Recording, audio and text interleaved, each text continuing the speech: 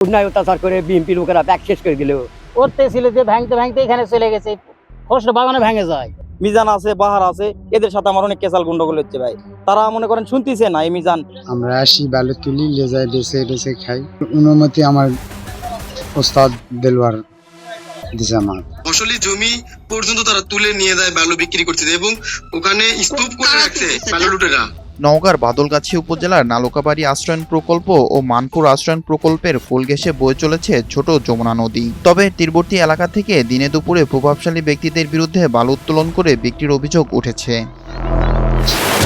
বালু উত্তোলনের প্রভাবে আশ্রয়ণ প্রকল্প দুটিতে দেখা দিয়েছে ভাঙন, হুমকিতে ফসলি জমি ও বসতঘর।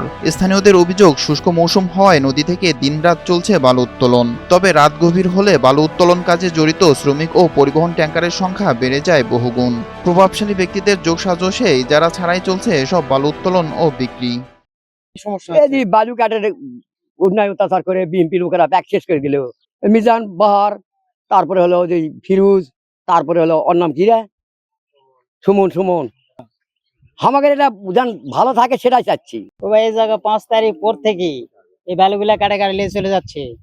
যাওয়ার পরে এই জায়গা করতে ছিল যে ভাঙতে ভাঙতে এখানে চলে গেছে, ফসল বাগানে ভেঙে যায়, গাছও ভেঙে পড়ে যায় এই জায়গায়। ভাই সকালে আসে আমরা দুইজন এসে বাস দিয়ে ঘিরে দিয়েছি ভাই। যেই সাইডে যান না আসে, আমাদের যেহেতু আমরা সরকারি আবাসনে বসবাস করি, আমাদের এই সাইডটা কাটে, মানে ওই সাইডে যারা জমি আলা তারা করছে যে এই সাইড দিয়ে নদী করবে, তাদের সাথে আমার কেসাল ভাই 2-3টা আমার সাথে কেসাল হচ্ছে। আমাকে অনেক হুমকিও দিচ্ছে। মিজান আছে, বাহার আছে, এদের সাথে আমার অনেক কেসাল গন্ডগোল হচ্ছে ভাই। তারা মনে করেন শুনতেছে না এই মিজান ভাইকে আমি শুনতেই পারতেছি না। তার সাথে আছে মিজানের বড় ভাই, আমাকে অনেক গালাগালি করতেছে, মারতে আসতেছে ভাই। এখানে বাস দিয়ে আমি ঘিরে দিছি, বিশ্বাস না হলে আপনারা যাই দেখতে পারেন। ঘটনাস্থলে সাংবাদিকদের উপস্থিতি টের পেয়ে ট্যাঙ্কার রেখে পালানোর চেষ্টা করে অবৈধ বালু উত্তোলন কাজে নিয়োজিত শ্রমিকরা। পরে একজন শ্রমিকের সাথে কথা বললে তিনি জানান, ওস্তাদ দেলোয়ারের অনুমতিতেই তারা বালু তুলে বিক্রি করছে। বালু আমাদের লিভার দিয়ে পাঠায়, আমরা আসি বালু তুলি লেজায় বেছে খাই। অনুমতি আমার ওস্তাদ দেলওয়ার দিছে আমার। আচ্ছা, এই বালুগুলো নিয়ে যায় কত টাকা করে বিক্রি করবেন? 1200-1300। তো এই যে সরকারের নদীর বালু আপনারা নিয়ে যায় বিক্রি করতেছেন, সরকার অনুমতি দিছে? এটা তো আমি জানি না ভাই। সরকার যদি লাই তাহলে আমার তো গরিব মানুষ, আমাদের যদি ব্যবস্থা লাইতে আমরা কি করবো?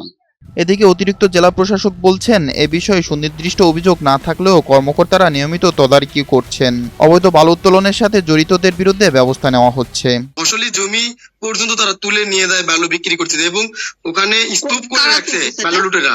এই বিষয়টা সম্পর্কে আমার কাছে সুনির্দিষ্ট কোনো অভিযোগ নেই। আপনি যদি একটু ডিটেলস আমাকে লোকেশনটা দিতে পারেন একটু হোয়াটসঅ্যাপে মেসেজ করে, আমি তাহলে দেখি সেই অনুযায়ী আমরা ব্যবস্থা নেওয়ার চেষ্টা করবো। ডিটেলস একটু দেন যে কারা একটাও করতেছে, এটা যদি সম্ভব হয় সেটাও দেন, আর ডিটেলস একটু স্পটের ইয়েটা দেন আমাকে, আমি একটু দেখতেছি। ফসল ও বসতঘর রক্ষায় অবৈধ বালু উত্তোলন বন্ধে জড়িতদের আইনের আওতায় আনার দাবি স্থানীয়দের।